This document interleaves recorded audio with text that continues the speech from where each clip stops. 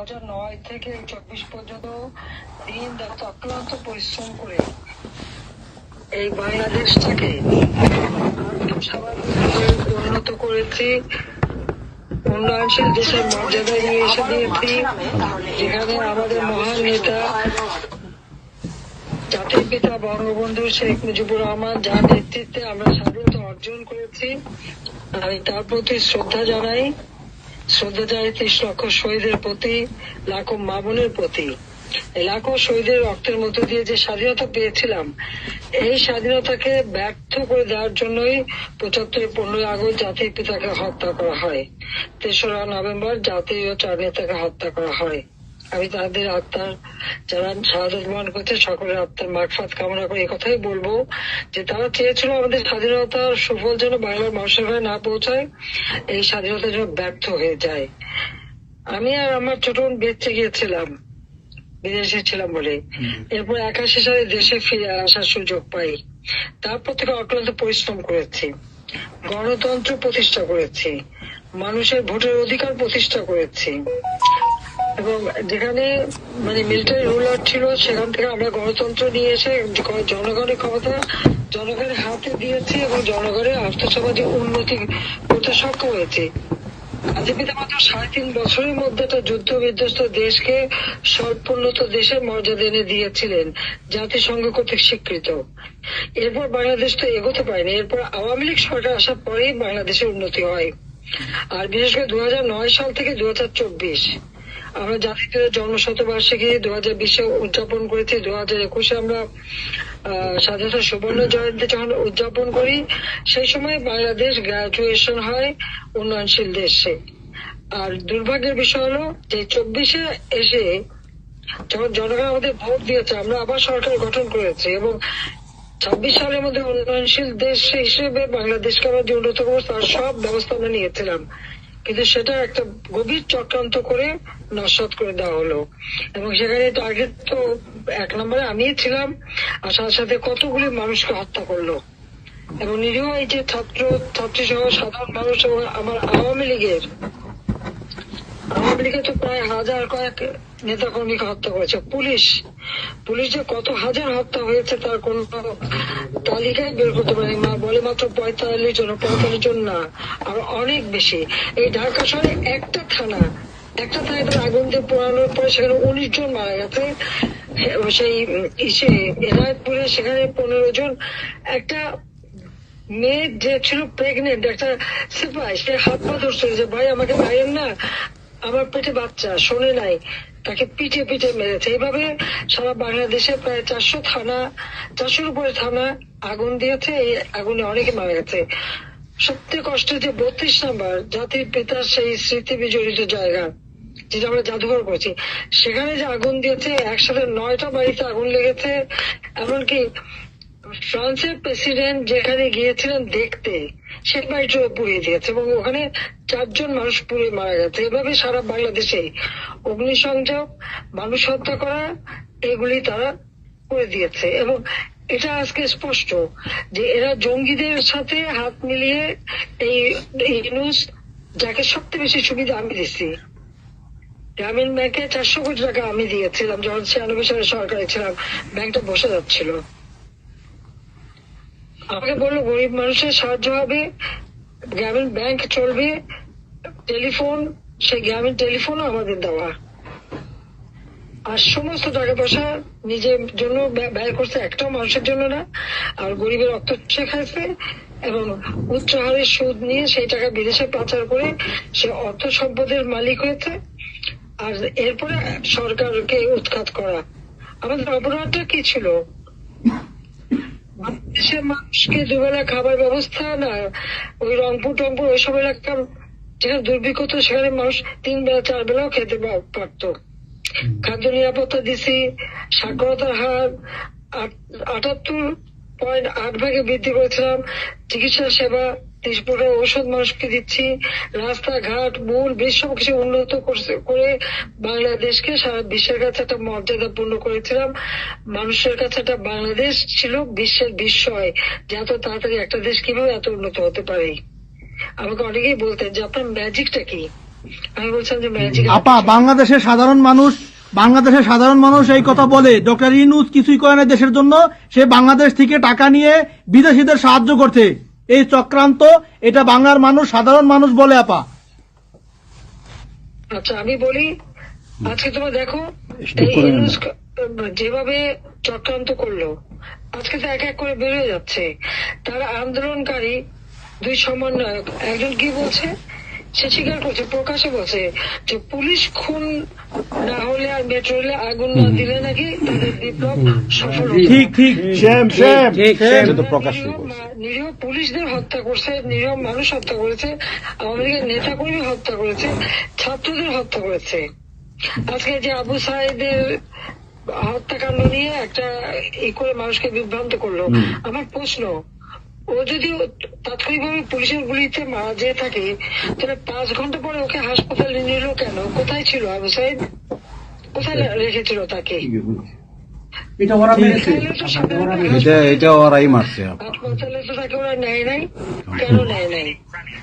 তারপর যে মুগ্ধ যে বাচ্চাটা, সে তো এসেন্সিয়াল মডেল স্কুলের ছাত্র, তাকে যে সে পানি খাওয়াচ্ছিল, সেখানে তো ওদের সব লোক, সেখানে তো পুলিশ কোনো আক্রমণও করেনি, ধাওয়া দেয় ছিল না, সেখানে সে গুলি খেয়ে মরলো কেন? পিছন থেকে গুলি করে বুকের থেকে বের হয়ে গেল। আমাদের মন্ত্রী দীপু নিজে গেছে তাকে দেখতে, আমি তাদেরকে ডেকে, ওই সময় যারা মারা গেছে প্রত্যেকটা পরিবারকে আমি সাক্ষাৎকার দিচ্ছি, তাদেরকে সহযোগিতা করেছি। যারা আহত তাদের বিনা পয়সার চিকিৎসার ব্যবস্থা আমাদের স্বাস্থ্যমন্ত্রী সামন্ত সেন এবং আমাদের প্রতিমন্ত্রী রোকেয়া প্রত্যেকটা হাসপাতালে যে তাদের চিকিৎসার সব ব্যবস্থা করেছে। আমি বলছিলাম যে তোমার চিকিৎসার পরে যা হাত গেছে, পা গেছে, যা আমরা সব রকম ব্যবস্থা করে দেবো, তাদের প্রতিষ্ঠিত করে দেবো। আমরা তো মানুষ হত্যা করি নাই, আমাদের কাছকে হত্যাকারী বানাই। আমি জুডিশিয়াল কমিটি করে দিয়েছিলাম, এনকোয়ারি কমিটি। কোন সরকার যদি হত্যাকাণ্ড করে তাহলে কি সে জুডিশিয়াল কমিটি করে? যখনই 6 গেল আমি সাথে সাথে জুডিশিয়াল এনকোয়ারি কমিটি করে দিলাম।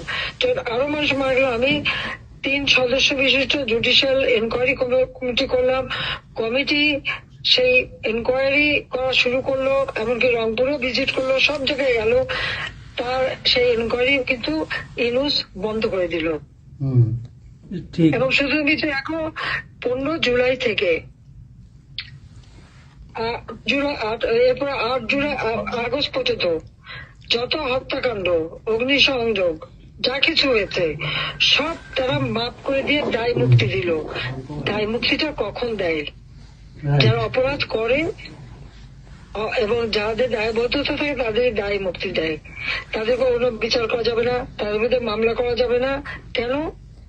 কারণ ইউনূসের কথায় তারা এই হত্যাকাণ্ড চালিয়েছে এবং সেটা তারা বলছে। এবং জঙ্গিদের সাথে আজকে হলি আর্টিজানের মানুষ মারা গেছে, সেই জঙ্গিদের বিচার হয়েছে, তাদেরকে ছেড়ে দিচ্ছে। 21শে আগস্ট 2004 সালে যে আমাদের উপরে গ্রেনেড হামলা হলো, গ্রেনেড হামলা সাজাপ্রাপ্ত আসামি এখন উপদেষ্টা। এরা তো জঙ্গিদেরকে নিয়ে চলা, এটাই তো। এবং সে তো নিজে স্বীকার করলো যে এটা কোনো গণঅভ্যুত্থান না, কিছু না, এটা হলো তার মেটিকুলাসলি ডিজাইন করা একটা আন্দোলন, যে তার মাস্টার মাইন্ড সে করছে, সেই প্ল্যান করে এই ঘটনাগুলি ঘটাইছে। তার মানে এখানে তো নিজেই বলছে যে ছাত্র আন্দোলন বা জনগণ আন্দোলন না। তার মানে সে একেবারে প্রকৃতপক্ষে একটা সন্ত্রাসী কর্মকাণ্ড এই ইউনূস এদেরকে নিয়ে করছে। সাধারণ ছাত্রছাত্রী যারা, আমার দুঃখ লাগে এখানে যে এদের এই সমস্ত মিথ্যা অপপ্রচার বিভ্রান্ত হয়ে সমস্ত সাধারণ ছাত্রছাত্রীদের সাথে যুক্ত হয়েছিল। আজকে আমি সাধারণ ছাত্রছাত্রীদেরকেই বলবো, তোমাদেরও চাই, তোমরা তাদের খবর দাও যে এখন তো তাদের কাছে স্পষ্ট যে এরা কিনার গ্রুপ। পুলিশকে মেরে পুলিশের লাশ ঝুলিয়ে রাখা, আওয়ামী লীগের একটা কর্মী গাজীপুরে তাকে আহত অবস্থায় হাসপাতাল থেকে নিয়ে এসে তাকে ঝুলিয়ে মারা, এই যে বিভৎস হত্যাকাণ্ড করা, কথায় কথায় গুলি করে মারা, এবং তাদের মিছিলের মধ্যে এলো সেখানে গুলি করে মেরে ফেলতে একটা বুলেট, সেই বুলেটটাও আজকে তাদের একজন উপদেষ্টা, তিনি আর্মির লোক, তিনি চেনেন, জানেন, সে ব্রিগেডের সে যখন দেখলো যেটা 7.62 বুলেট, যে বুলেটটা আমাদের পুলিশও ব্যবহার করে না, আর্মিও ব্যবহার করে না, কেউ ব্যবহার করে না, সেই বুলেট কোথেকে আসলো, সেই রাইফেলটা কোথায়, এটা তদন্ত করে বের করতে হবে। উনি যেই তদন্তের কথা বললেন সেই তাকে সরিয়ে দেওয়া হলো। যখন জুডিশিয়াল কমিটি বললাম তদন্ত করতে, ইউনুস সেটা বন্ধ করলো। শওকত সাহেব যখন তার উপদেষ্টা বললো তদন্ত হবে, সে সেটা সরিয়ে দিল। তার মানে কি, 15 জুলাই থেকে এরপরে এই পর্যন্ত যত হত্যাকাণ্ড হচ্ছে, অগ্নিসংযোগ, সবকিছু ইউনুসের নির্দেশেই এই এত বুকের মায়ের কোল খালি হয়েছে, এত পুলিশ মারা গেছে, আর সব থেকে মারা গেছে তো আওয়ামী লীগের নেতা কর্মী। এ পর্যন্ত আমরা 289 জনের নাম ঠিকানা পেয়েছি, বাকি অনেকে পুড়িয়ে ফেলেছে, লাশ গুম করছে, আবার অনেকে কথা বলারও সাহস পাচ্ছে না, যেতে পারছে না। তারপর আমরা খোঁজ করছি কোথায় কোথায় আরো মারা গেছে। তার মানে আমাদের ধারণা যে অন্তত 1000-এর উপর আমার আওয়ামী লীগের লোকজনকে তারা হত্যা করছে। সিরাজগঞ্জে আমাদের এমপি ছিল হেনরি, তার বাড়িতে আগুন দেওয়াতে সেখানে প্রায় 4-5 জন লোক মারা গেছে। আমাদের গাজী তার ইন্ডাস্ট্রিতে আগুন দিছে, সেখানে প্রায় 170 জন লোক মারা গেছে। আমাদের যশোরে শাহিন চাকলাদের হোটেলে আগুন দিয়ে সেখানে প্রায় 50-60 জন লোক মারা গেছে। তাহলে এভাবে কত লোক তারা হত্যা করছে শুধুমাত্র ক্ষমতার লোভে। এই লোকটা এইভাবে তার ম্যাটিকুলাসলি ডিজাইন করা, অর্থাৎ সুপরিকল্পিত একটা প্ল্যান করে এই হত্যাকাণ্ড ঘটিয়ে সে সংবিধান লঙ্ঘন করে অবৈধভাবে ক্ষমতায় বসে আছে। এখন উনি নাকি আমাদের বিচার করবেন। আপা একটা প্রশ্ন করতে পারি আপা? একটা অপরাধী, সে নিজেই খুনি, ইউনূস নিজে খুনি, তার সমন্বয়করা খুনি। আপা 7 তারিখে আমার বাড়িতে আমাকে ফোন দিছে আমার বাড়ি পোড়ানোর জন্য। কথা বলবেন তো, সবার সাথে কথা বলবো না। আপা বলেন প্লিজ, প্লিজ আপা বলেন। আপা আমি যে কথাগুলি বলি রাখো, তোমার রেকর্ড করে রাখো, তোমার প্রতারক, আমার আপত্তি নেই। জি দাদা, জি আপা, পারমিশন দিচ্ছি। জি আপা, thank you, thank you thank you, thank you আপা। ডিজাইন করে সে মানুষ হত্যা করে, মানুষের লাশের উপর পা দিয়ে সংবিধান লঙ্ঘন করে অবৈধভাবে তারা ক্ষমতায় আসছে। জি আপা, এই সমস্ত খুনের দায় দায়িত্ব ইউনূসকেই নিতে হবে, আর তার ওই সমন্বয়করা। ইনশাআল্লাহ ইনশাআল্লাহ। জি আপা, এবং সে যে হত্যার সঙ্গে জড়িত তো প্রমাণ পাওয়াই যায়।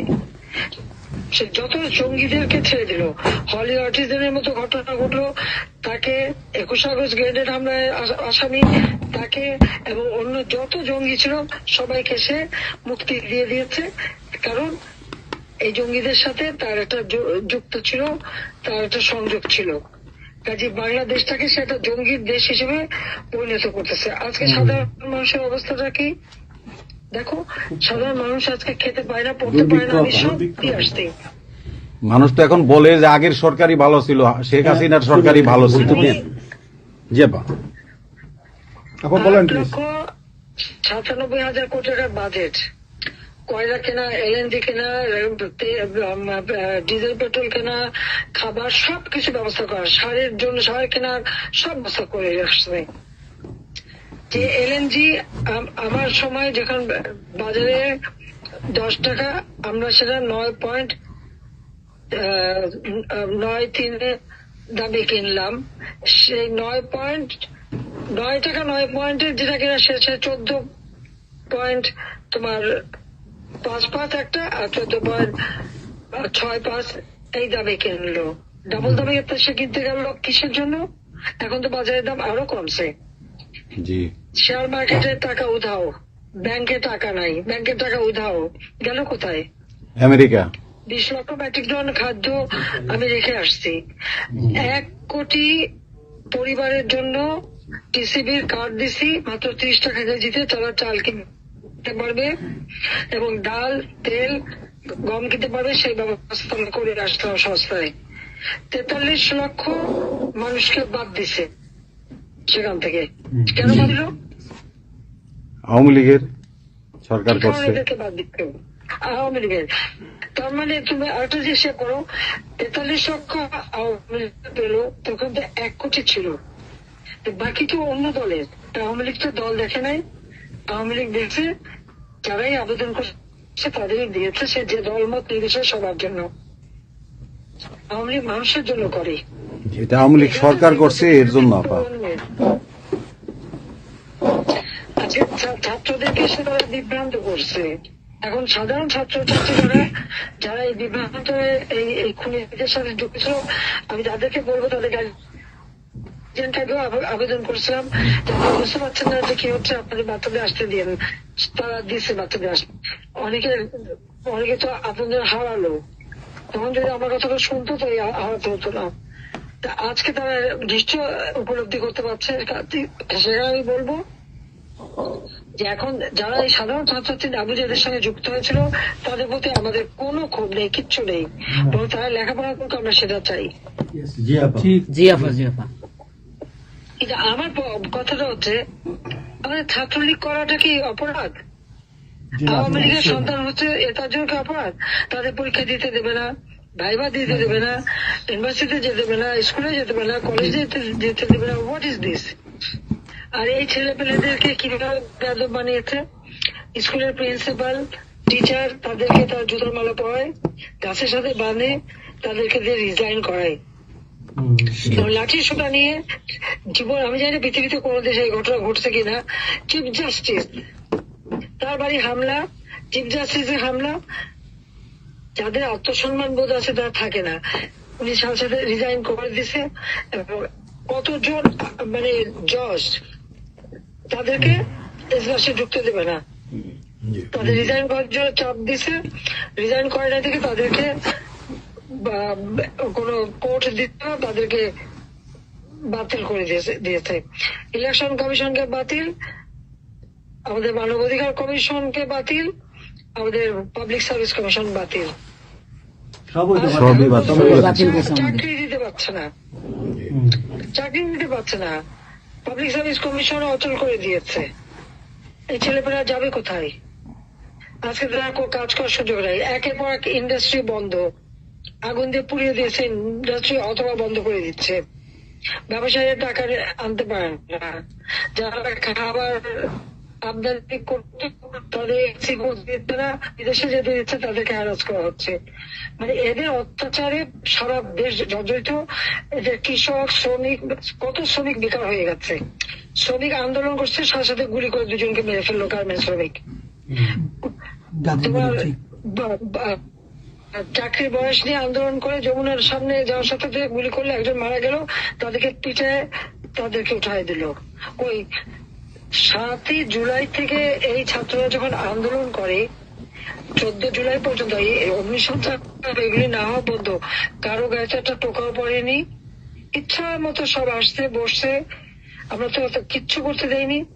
পুলিশের কাছে কোনো মেটাল বুলেট ছিল না, পুলিশের কাছে কোনো মেটাল বুলেট ছিল না। নির্দেশ দিয়েছে কোনো গুলি করবে না। পুলিশ ব্যারিকেড ইচ্ছা মতো আন্দোলন করছে। আমরা তো শুরু থেকে তো অনেক কিছু করা যেত, আমরা তো করিনি কিছু। কারণ আমি বলছিলাম যেটা তো কোটা তো ছিলই না। 11 জুলাই থেকে তো কোটা স্থগিত হয়ে গেছে, কোটা তো আমি বাতিল করে দিয়েছি, আর কোটা আমরা নিয়ে গেছি। যেখানে কোটাই নাই, তা আন্দোলনটা কিসের জন্য ছিল? তারপরে আমাদের মন্ত্রীরা বসলো, তাদের সাথে সব দাবি মানা হলো। দাবি মানার পরে আবার এক দফা, তাহলে সেখানে খুন করো, এই তো আকাঙ্ক্ষা ছিল আমাকে হত্যা করা। আপনাকে হত্যা করা মানে বাংলাদেশকে হত্যা করা। ওরা তো হত্যা মামলা, আবার হত্যা মামলা দিয়ে আবার এখন বলে গণহত্যার বিচার হবে। গণহত্যার বিচার আমার না, গণহত্যার বিচার হবে ইনুসের।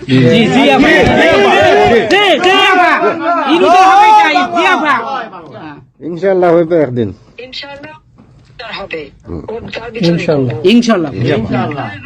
আপা 152 জন সমন্বয়কের মধ্যে ওর বিচার আমি করব। একজনকেও কিন্তু গুলি করা হয় নাই বা কেউ গুলিবিদ্ধ হয় নাই। গুলিবিদ্ধ হয়েছে সাধারণ জনতা, তার মানে ওরা মারছে এগুলোকে। ইন্ডেমনিটি দিয়েছিল 15 আগস্ট হত্যাকারীদের। আমি বলছিলাম বিচার করবো, আমি বিচার করি নাই, করছি ইনশাল্লাহ। ইনশাআল্লাহ ইনশাআল্লাহ দেশে বিচার হবে ইনশাআল্লাহ। অবশ্যই অপরাধীদের বিচার জাতির বিচার শুরু করেছিলেন জিয়াউর রহমান, সে বিচার বন্ধ করে দেয়। এই যুদ্ধ অপরাধীদের উপদেষ্টা বানায়, মন্ত্রী বানায়, প্রধানমন্ত্রী বানায়। খালেদা জিয়া তাদেরকে মন্ত্রী বানায়। জি জি এরশাদ তাদেরকে এমপি বানায়, আবার বানায়, কি বলে, রাজনৈতিক সুযোগ দেয়, রাষ্ট্রদূত করছে। রাষ্ট্রপতি পদে প্রার্থী করে, খালেদা দিয়ে ভোট চুরি করে এই খুনিদেরকে পার্লামেন্টে বসায় রচিত যে। আমি বলছি আমি বিচার করবো, আমি বিচার করতে পারছি, আল্লাহ আমাকে সেই সুযোগ জয় বাংলা। ইনশাআল্লাহ, জয় বাংলা, জয় বাংলা। হ্যাঁ। এই ছাত্র হত্যার জন্য, জনগণ হত্যার জন্য, পুলিশ হত্যার জন্য আওয়ামী লীগের নেতাকর্মী এবং মাইনরিটি, হিন্দু, বৌদ্ধ, খ্রিস্টান কেউ বাদ যায় নাই। জি আপা। এটাই গণহত্যা। আক্রমণ করছে, হিন্দুদের বাড়ি ঘর মন্দির ভাঙছে, বুদ্ধিস্টদের প্যাগোডা ভাঙছে, সেখানেও তাদের ছেলেদের হত্যা করছে সেই খাগড়াছড়ি এবং রাঙামাটিতে। প্রত্যেকের উপরে এরা হামলা করছে, করে করে তাদেরকে মারছে। মাইনরিটিদের উপরে যে অত্যাচার, আবার দাবি উঠায় কি ইসকন নিষিদ্ধ করতে হবে, আর সংবিধান থেকে সেকুলার শব্দ বাদ দিতে হবে। কেন বাদ দিতে হবে? এই সংবিধান জাতির পিতা দিয়ে গেছেন, এটা লাখো শহীদের রক্তের বিনিময়ে পাওয়া। জি জি এদের কলমের কচ, জিয়াও এটাকে নিয়ে খেলছে, এসবও করছে, খালেদা জিয়াও করছে, কিন্তু আবার আমরা সেই সংবিধান ফিরিয়ে এনেছি, মানুষের অধিকার আমরা নিশ্চিত করেছি। এবং এই সংবিধানেরই ৭ম অনুচ্ছেদের গ, অবৈধভাবে অনির্বাচিত কোন কেউ যদি ক্ষমতা চায় তাহলে তার বিচার হবে। এবং ইউনূস, তার কোন সাংবিধানিক ভিত্তি নাই, সে অসাংবিধানিক ভাবে অবৈধভাবে ক্ষমতা দখল করছে। ইনশাল্লাহ তার বিচার ওই সংবিধান মোতাবেকই হবে, এবং তার ওই চালা চামুন্ডার যে কোনো সাথে আছে আর উপদেষ্টা এবং সমন্বয়কারী সবকটার বিচার বাংলা মাটিতে হবে। জয় বাংলা। ঘুষখোরের কোনো জায়গা নাই বাংলাদেশে আপা। জি আপা। আজকে সারা দেশের মানুষ হাহাকার, জি জি কারণ জীবনের নিরাপত্তা নাই। যে কোনো ঘরে ঢুকতেছে অমনি তাদেরকে খুন করে, লুটপাট করে, ডাকাতি হইতেছে, চুরি হইতেছে, ডাকাতি।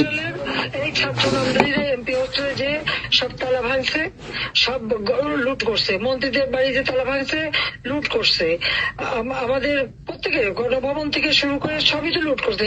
এবং ইউনূস নিজেই তো গণভবনে গেছিল লুট করতে, ছবি দেখো না? ঘুষখোর। আপা আপনি গোপালগঞ্জে চলে আসেন, কোনো সমস্যা নাই, আমরা আছি আপনার সাথে। সবাই যাবো ইউরোপ আমেরিকা থেকে, সবাই আমরা যাবো। আমরা গোপালগঞ্জ কথা শুনি কথা শুনি। বাংলাদেশে ইনশাআল্লাহ। স্বেচ্ছায় কারাবরণ করবো, দরকার হয়। জি আপা। হ্যাঁ। জি আপা বলেন প্লিজ। ওই আগুন দিয়ে পোড়ানোর পরে যেটুকু অবশিষ্ট ছিল সেটা লুট করতে গেছিল, কাজে ওরা তো চোর, জি বড় চোর, জি, বড় চোর, সুদখোর, সুদখোর। ঠক। জি আপা। আপা আবার বিচার করবে আমাদের, আপা আচ্ছা আমি ওর বিচার করবে জনতা। ইয়েস ইয়েস ইয়েস আপা। জনতা তো করবেই, আমরা নিজেরা করবো আপা, ফাঁসি চাই না, নিজের হাতে আমরা করবো। দৃষ্টান্তমূলক ফাঁসি চাই, যেটা জনগণ দেখবে, ওই ফাঁসি চাই। যার যার বাড়ি ঘর পড়াইছে করছে, আপা দেশের থেকে সব গরিব মানুষ এখন গ্রামে যাচ্ছে, খাবার পাচ্ছে না, কিচ্ছু পাচ্ছে না, খুব কষ্টে আছে সাধারণ পাবলিক, খুবই খারাপ আপা। আমরা দোয়া করি আপনি তাড়াতাড়ি আসেন। বৃহত্তর নোয়াখালীর অবস্থা অনেক খারাপ আপা। সারা বাংলাদেশের অবস্থা খারাপ বানায় রাখছে ওরা আপা, সারা বাংলাদেশটাকে একটা বদ্ধ ভূমি বানায় রাখছে, যেখানে সেখানে হত্যা, মানে এমন কোন লোক নাই যারা এখন শান্তিতে আছে। সবাই কেউ একটা নিরাপদে নাই, কথাই বলে কেউ নিরাপদে যে নাই। আগেই ভালো ছিল, আগে সরকারি ভালো ছিল। আমরা ভুল করেছি আপা, এই কথা সবাই বলে। সবাই জি আপা। অনুতপ্ত আপা। না, না, জি আপা প্লিজ প্লিজ বলেন আপা। প্লিজ। প্রত্যেকটা জায়গায় তো এইভাবে। এবং এখন আবার সে ওই আর একটা পদক্ষেপ নিচ্ছে, এদিকে প্রায় ৮০ জন প্লাস আরো ৩৫ জন, সেই সাথে ৩০০ লোক, তারা জেলা, উপজেলা, ইউনিয়নে সার্ভে করতে পাঠাচ্ছে। সবাইকে বলে দাও ওই সার্ভে করতে কারা যায়, কাদের নাম লিখছে, Yes, সেগুলো of course, আমরা করবো। Definitely you get it. Yeah. আমরা চাই আপা আপনি সুস্থ থাকেন, আপনি সুস্থ থাকলে বাংলাদেশ সুস্থ থাকবে, বাংলাদেশ ভালো থাকবে। আপনাকে আবার আমরা ফিরিয়ে এনে বাংলাদেশকে আবার এগিয়ে নিয়ে যাওয়ার জন্য জয়ের মালা পরাবো আবার, আবার জয় বাংলা, জয় বাংলা, জয় বঙ্গবন্ধু। জি আপা প্লিজ। আমরা তোমাদের যে দেশে আছো সেই দেশে স্যার ডেনমার্ক আমেরিকা সবাই এখানে আছি আপা, ডেনমার্ক আমেরিকা সবাই আছি আমরা। আপা আপনি এখন আমাদের কিছু নির্দেশনা দেন, আমরা প্রবাসী থেকে কি করতে পারি, এবং বাংলাদেশে আমাদের যে ফ্যামিলি আছে, আত্মীয় স্বজন আছে, আমাদের যে বিভিন্ন দলের নেতৃবৃন্দরা আছে, আমরা কিন্তু অর্থনৈতিক থেকে বিভিন্ন ভাবে সহযোগিতা করতেছি, যার যেভাবে পারি আমরা। বাকিটা আপা আপনি নির্দেশনা দেন, আপনার নির্দেশনার মতো আমরা কাজ করবো বাংলাদেশে এবং প্রবাসে।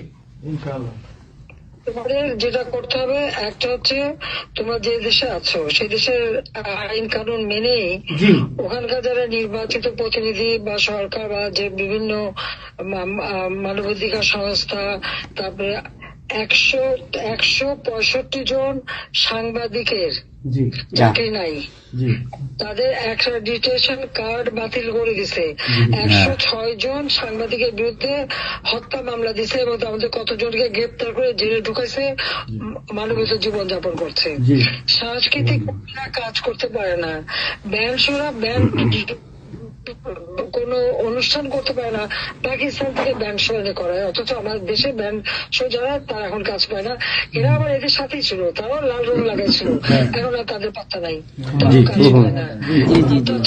স্বীকৃতি কর্মকাণ্ড বন্ধ, সমস্ত সামাজিক নিরাপত্তা যত গরিব মানুষ আমরা বয়স্ক ভাতা, বিধবা ভাতা, মুক্তিযোদ্ধা ভাতা যা যা দিয়েছিলাম সেগুলি সব বন্ধ করে দিয়ে সেটাকে মেরে খেয়ে গেছে। এমনকি মানে সারা দেশটাকে একটা লুটের রাজত্ব, খুনের রাজত্ব সৃষ্টি করছে। এই বিষয়টাই যে মানবাধিকার লঙ্ঘন, সাংবাদিকদের উপরে নির্যাতন, সাংবাদিকদের অত্যাচার করা, মহিলা সাংবাদিকরা যেভাবে অপমান করছে, এই বিষয়গুলি জনমত তোমাদের তৈরি করতে পারে আন্তর্জাতিক পর্যায়ে। ইংলিশের যে বিভৎস চেহারাটা ওইটাই আজকে মানুষের কাছে স্পষ্ট হয়ে গেছে। একটা রাষ্ট্র চালাতে সে টোটালি ব্যর্থ। এই জিনিসগুলি কি আপা? আপা আমি একটা বলি, ইউনূস সাহেব রাখছে 4টা টোকাই রাখছে, সাথে 4টা টোকাই রাখছে। আর আপনি চিন্তা করেন না বাংলাদেশে গৃহযুদ্ধ হবে তখন আপনাকে দেখবে। তোমাদের করতে হবে ইউরোপিয়ান ইউনিয়নে, যেখানে তোমার ওখানকার পার্লামেন্টে যেখানে আসো সব জায়গায় এই জনমতটা তৈরি করতে হবে। সন্ত্রাসের রাষ্ট্রে পরিণত করছে বা মানুষ খুন করছে, আজকেও খুন করছে। আজকে তুমি জানো আমাদের মোহাম্মদ হোসেন মায়ের বাড়িতে আগুন, এইগুলি সে করে বেড়াচ্ছে এবং সমস্ত এই ইচ্ছা মতো। কাজে তোমরা এই বিষয়গুলি তোলো, আর আত্মীয় স্বজন, বন্ধু বান্ধব, পরিচিত যারা আছে খুবই কষ্ট আছে, তাদেরকে সাহায্য করো। মামলা দিয়ে আমাদের নেতা কর্মীদের চরম হয়রানি করে যাচ্ছে, তাদেরকে সহযোগিতা করা, এই যে আইনজীবী ঠিক করা এবং আন্তর্জাতিক ভাবে কিভাবে মানে এদেরকে জনমত সৃষ্টি করা, সরকার যে অপকর্মগুলি করছে সেগুলি তুলে ধরা, এই কাজগুলি তোমাদের আমরা করবো। আপা একটা জিনিস একটু সন্দেহ লাগতেছে আপা, তাদের সাথে তোমরা থাকবা, কাজ করবা, আর দেশের ভিতরে মানুষকে যে এই সরকারকে না তাড়ালে দেশের মানুষের মুক্তি দেয় করবে। হ্যাঁ আপা আমি একটু একটা কথা বলতে চাই, একটা জিনিস একটু সন্দেহ লাগতেছে যে পাকিস্তান থেকে যে শিপের মধ্যে কতগুলি কন্টেনার আসলো, এইটা কেন এবং এত দ্রুত ওরা কিভাবে পাকিস্তানের সঙ্গে ব্যবসায়িক সম্পর্কটা গড়লো, কারণ এইটা তো কোনোদিন ছিল না বাংলাদেশে, 71-এর পরে এটা হয় নাই আপা। এখন এইটা নিয়ে আমাদের আপনি তো অবশ্যই আপনি অনেক কিছু অবগত আছেন, এটা আমাদের জানার প্রয়োজন। এই তথ্যটা আমাদের বের করা উচিত যে কোনো ভাবে, গোয়েন্দা বলেন, যে কোনো ভাবে আমাদের তো কিছু না কিছু আছে, এদের মাধ্যমে এই জিনিসটা আমাদের খুবই দ্রুত বের করা উচিত। এরা কি মনে করতেছে, মনে হয় সম্ভবত ভয় পাইতেছে যে আমরা হয়তো দেশে একটা অরাজকতা সৃষ্টি করুম, ওরা একটা গৃহযুদ্ধের প্রস্তুতি নিতেছে অস্ত্র। আমার কাছে সন্দেহ। ওইখানে দুইজন যে মাল ডেলিভারি করে ওই জায়গাতে কন্টেনারের ওইখানে 2টা লোকের চাকরি চলে গেছে।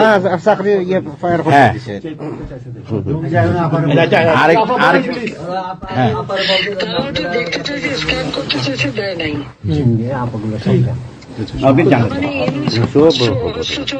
সাথে জড়িত। Yes, Abba, yes. আপা এই দেশটাকে তো ওরা আবার সেই পাকিস্তানের পর্যায়ে নিয়ে গেছে, আমাদের এই দেশটাকে আবার উদ্ধার করতে হবে ইনশাল্লাহ। এজন্য আমাদের যা করতে হবে প্রবাসে এবং দেশে, আপা আমরা যারা বাহিরে আছি আপা, আমরা প্রয়োজনে দেশে গিয়ে আবার মুক্তিযুদ্ধে, ওই মুক্তিযুদ্ধ আমরা দেখি নাই 71-এ, আমরা নতুন মুক্তিযুদ্ধে আমরা অংশ নিব আপা ইনশাল্লাহ। এই দেশকে আমাদের উদ্ধার করতেই হবে, এই দেশকে উদ্ধার করতেই হবে আপা আমাদের। একটা শুনি। জি আপা বলেন। ঠিক আছে, আচ্ছা। আপা আমরা শেষ করবেন। আমরা ডেনমার্ক আওয়ামী লীগের পক্ষ থেকে এই জায়গায় আমরা যারা আছি, আমাদের বয়োজ্যেষ্ঠ নেতৃবৃন্দ আছে। একটু বলো, শেষ করবো। হ্যাঁ। হ্যাঁ, ডেনমার্ক আওয়ামী লীগের বয়োজ্যেষ্ঠ নেতৃবৃন্দ আমরা এখানে উপস্থিত আছি। আমরা আজকে প্রতিবাদ সভা ডেনমার্ক আওয়ামী লীগের এই ইউনুস সরকারের এই যে অগণতান্ত্রিক কাজ, এই সন্ত্রাস ইউনুসের যে অগণতান্ত্রিক কাজ, তার বিরুদ্ধে আমরা মাফিয়ার বিরুদ্ধে আজকে প্রতিবাদ সভা হচ্ছে। সেই জায়গাতে আমাদের ডেনমার্ক আওয়ামী লীগের উপস্থিত আছে বাবু সুভাষ ঘোষ, আমাদের আপনি জেনে থাকবেন সবারই নামই, লিঙ্কন ভাই, লিঙ্কন মোল্লা, খোকন মজুমদার, আমাদের নঈম বাবু, আমাদের সামি দাস, আমাদের অবশ্যই মোহাম্মদ শহীদ, আমাদের মাহবুর রহমান, এখানে লিমন, তারপরে আমাদের কবির সাব্বির, তারপরে উপস্থিত আছেন আমাদের শামীম খালাসি, বোরানুদ্দিন, আমাদের মাসুদ চৌধুরী, সামি দাস, হিল্লোল বড়ুয়া, লিমন, অনেক নেতাকর্মী দাদা আপা, অনেক নেতাকর্মী উপস্থিত আছে।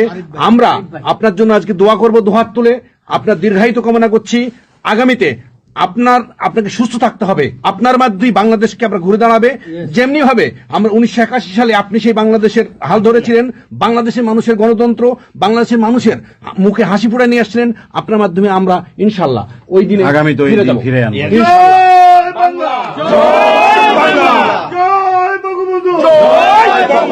শেখ হাসিনার সরকার বারবার দরকার, বারবার দরকার শেখ হাসিনার সরকার। শেখ হাসিনার ভয় নাই, রাজপথ ছাড়ি নাই, রাজপথ ছাড়ি নাই, শেখ হাসিনার ভয় নাই। শেখ হাসিনার সরকার বারবার দরকার, শেখ